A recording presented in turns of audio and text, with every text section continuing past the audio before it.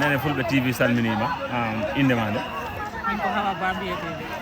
Hawa Ba eyi an ko wonno ɗo lawol moɗon ɗo State House ɗo wonno lawol amin ɗo ko Sadio Mballo Baro noddunomin o wi yomin dar tamiɗon nanguimi nene o yomin min garmi hannde salmin tawi ñalande hannde ñalade an noon no jottiɗa State House ɗo ko hono jiiruɗa ɗo meeting ni jiru meeting amen o so wona weltare meeting o woni o waɗi fulla min beltima he meeting o tawa ɗum ɗum hettimi ɗo tawi komi yelti taw e nanɗa haala second lady ɗum woni Sadio Mballo Baro ko hono haala mum ka woni hen maɗa ko hono jiiruɗa haala mum ka ko mbo wiɗen ɗo mbaɗ tammi on Adama Baro kam wona kam mi ji Adama Baro ko on ji Adama Baro e ko minen ji Adama Baro kam ji Adama Baro ko minen mbiɗen no jeeɗi Adama Baro mbiɗen no jiɗi mbiɗen no beltori mbiɗen no townidal sabu o kam towni amin kam sufni hoore amin sufnimo hoore amin ɓe ko sufni min hoore ma so sufnano min hoore ma ko min sufotama ko lamɗo mo ganduɗa ko jippinɗo hoore mum ko battorɗo yimɓeɓe o waɗi leɗɗiɗi fof gotum ala ɗo ngoɗo leñol ko nayi goɗo leñol fof ko leƴƴi ɗi fof o waɗi gotum ko nde ko sufni min hoore ma ko ko ɗum waɗi ha min tusni woɓɓe mbiya mbo gollani woɓɓe mbiya ko yimɓe koye janta ɗum woɓɓe ala ko wonde ɓe kalta fi muɗum so an fof mi keɓɗa ko kalta ɗum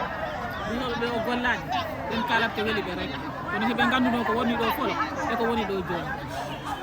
ko wonno ko ɗo folo e ko woni ɗo joni ɗum sertinino jemma e ñeli ɗum sertiri noon ko wonno ɗo ko folo hono wano wonno ko ɗo folo hono wano enen fof ɗe ɗum gandi hay si ɗum haalaka wasnimi ko wonno ko ɗo folo kala lawol ngol jiiɗa ngol waɗi gasɗe kala saare nde jiiɗa nde niɓɓini kunus kala saare nde jiiɗa nde ala ndiyam joni noon caɗele ɗe fof ɗe mbaɗi ndiyam ɓe mbaɗi courant taliji ɗiɗi kala saare nde jaaɗa nde waɗi kala yo onon o élection garoɗo o ɗum woni lebbi yesso tan lebbi seeɗa tan keddiɗo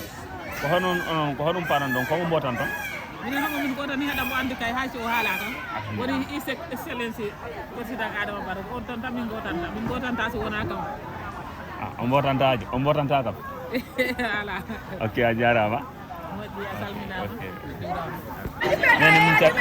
nene fulɓe TV salminima mi salmitimama mi salmitimama inde ma nde Penda Sow Penda Sow hanko adduno on ɗo State House ɗo hande da ko huule Adama Barrow min gari notade ɗo e Fatouba Barrow kadi notade makko noddi min min gari min nooti o weltima minenne min beltima min jetti Allah min jetti min jetti goto nden o ndiwano balɗe cellal alarama ha koye juuta hakkude balɗe cellal minen tawaɓe ɓeɗe yo Allah waɗa men jaam ya rabbi salatul fatiha hane mittinomi nanno ara first man second lady ɗum woni Sadio Mballo o wi o tammi on Adama Barrow hono parruɗon ngol konngol muɗum hono parruɗon ngol mbiɗa min nanganamo e juuɗe sappo walla min nanganamo e juuɗe sappo kala ko wi minen yesso makko minen ɓaw Allah e ɓaw makko min mbaɗmin taw min natta min cukamo min mbaɗa e makko hunde wotere min ɗaɓɓa yimɓe min keeɓa yimɓe min mbaɗira seeɗa seeɗa min beltima e haala makko ene beda ko so Allah jaaɓi min mballamo joni onon élection ara ɗo ni ɗum woni élection aro ɗo goyta mi woɓɓe nana woɓɓe ɗewa Adama Barrow gollani woɓɓe mbiyami Adama Barrow golli Adama Barrow wakkili hoɗum jiɗon ɗum ko wonno ɗo ko ko wonɗo ko ɗo he muɗum ko wonɗo ko jo e ko élection garo ko ɗum parɗum o gañato ha o ganco ha o gancuɗo min Adama golli yimɓe jii ko golli ko wi ko waɗi ko yimɓe jii ɗum lutti min jaadi e mumen ha min leydi min kalitama de ko dawol ala toon kono makko jippi min jippi tamin nokki otoji minen jaaha e majji min dari mi nanana ko jippoto kono hannde sa yeehi toon a sikkanda kone ko laalo ille ko lawol ngo ɓowni kono waɗa tan yaa ɗum ko heeɗe o to ɓeɗo ñoomi gayi jaka joka koto gimmorɗa min sinkalaji ɗumore inchallah kono lawol bara saɗi hakkude ko makko e makanaw kay a yano heede toon to gon lawol moƴƴinagol to mbiɗa mi yeehi toon mi yeehi toon min beltimano bete beltamano bete Allah naw ɗum yesso yara